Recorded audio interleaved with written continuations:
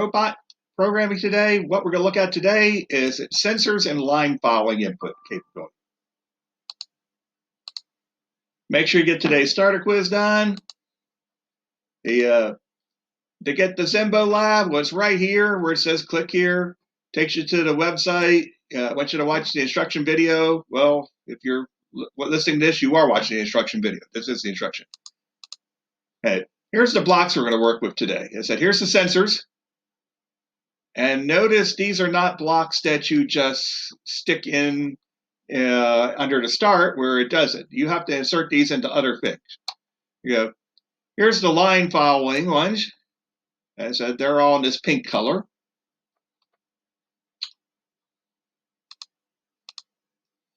Now make sure that you drag the face up from the bottom on Zenbo Lab. Okay, our main task today, we're going to program some input sensor and line following things into it. So how do we do that? Okay, here's the Zenbo Lab website. The blocks, they're along the side here. Remember the colors. I said the sensors are this red, and the line following is the pink color. Well, start with the sensor blocks. Okay, remember you always have to have some kind of code attached to that start box for it to do things, and the simulator, you can click the little play arrow here to check your code out. Okay, here's what I coded in for using the sensors. It has one of the sensors is it can tell the direction that a voice comes from. So what I have here, I have the robot listening for its name, Zenbo. And then I have here some if, then else statements.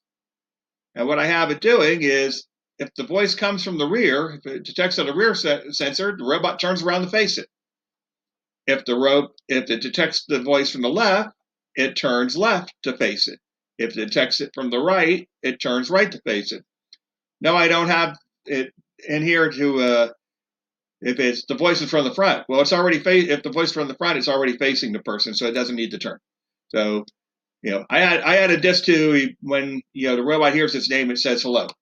What I have it doing now is it turns to face the person who called the robot's name. And that's just using the sensors for sound direction. Here's another one I can put in there. It said when somebody touches the head, it shows the interface on there instead of the default expression. Now, line following is that I put some, let me get back to that. Put some line following code in here. If it's running along and it detects a line, well, it starts following the line. I also put in here's another sensor, the object detection.